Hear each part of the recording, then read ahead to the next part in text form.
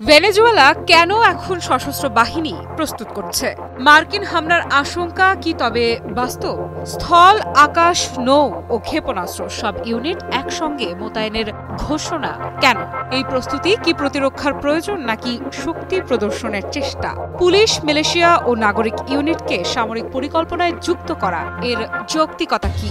নাগরিকদের যুদ্ধের প্রস্তুতিতে টানা কি তাদের নিরাপত্তা বাড়াবে নাকি ঝুঁকিতে ফেলবে? মার্কিন বিমানবাহী রণতরী জেরাল্ড আর ফোর্ড কেন ক্যারিবিয়ান সাগরে মোতায়েন করা হলো? এই উপস্থিতি কি শুধু সামরিক মহড়া নাকি আগ্রাসনের ইঙ্গিত? ভেনেজুয়েলায় কি সত্যিই কোনো মার্কিন অভিযান আসছে? যদি আসে তাহলে সেটি কি আন্তর্জাতিক আইনের অনুমোদিত পদক্ষেপ হবে? ট্রাম্প প্রশাসন বলছে মাদক পাচার ঠেকাতেই এই মোতায়েন, কিন্তু প্রশ্ন, মাদক বিরোধী অভিযানের জন্য কি হাজারো সেনা ও বিমানবাহী রণতরী প্রয়োজন? মাদক বিরোধী যুদ্ধের আড়ালে কি রাজনৈতিক লক্ষ্য লুকিয়ে আছে?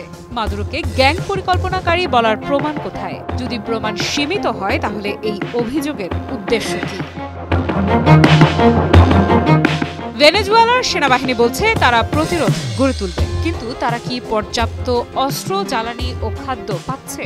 সরকার যদি নিজ বাহিনীকেই নিয়মিত সরবরাহ না দিতে পারে তবে যুদ্ধ টিকবে কিভাবে? সেনাবাহিনীর ঘাটতি পূরণে আধা সামরিক বাহিনী ব্যবহার, এটা কি সামরিক শক্তি নাকি মরিয়া প্রচেষ্টা?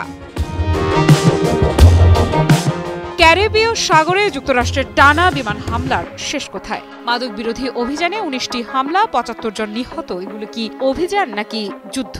আইন বিশেষজ্ঞরা বলছেন সম্ভাব্য হামলা আন্তর্জাতিক আইনের লঙ্ঘন। তাহলে প্রশ্ন, কেউ কি সেই আইন বাস্তবে প্রয়োগ করতে পারবে?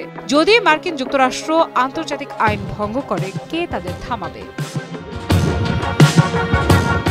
যুক্তরাজ্য ভিত্তিক গবেষণা প্রতিষ্ঠান ইউগভের সাম্প্রতিক এক জরিপে দেখা গেছে যুক্তরাষ্ট্রের প্রায় ৪৭% মানুষ ভেনেজুয়েলার ভূখণ্ডে স্থল হামলার বিরোধিতা করেছেন।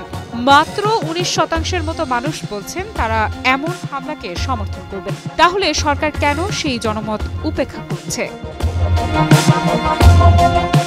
এদিকে ভেনেজুয়েলা ২৮০টি স্থানে ছোট ইউনিট গঠনের পরিকল্পনা করছে। এটি কি জাতীয় প্রতিরোধের প্রস্তুতি নাকি ছত্রভঙ্গ প্রতিরক্ষার স্বীকারোক্তি? গেরিলা যুদ্ধ কি দেশের ভেতরেই অস্থিতিশীলতা বাড়াবে? একটি দুর্বল অর্থনীতি নিয়ে কতদিন যুদ্ধ চালানো সম্ভব হবে, সেটাই ভাবার বিষয়। আফ্রিদা ইফরা, নিউজ 24।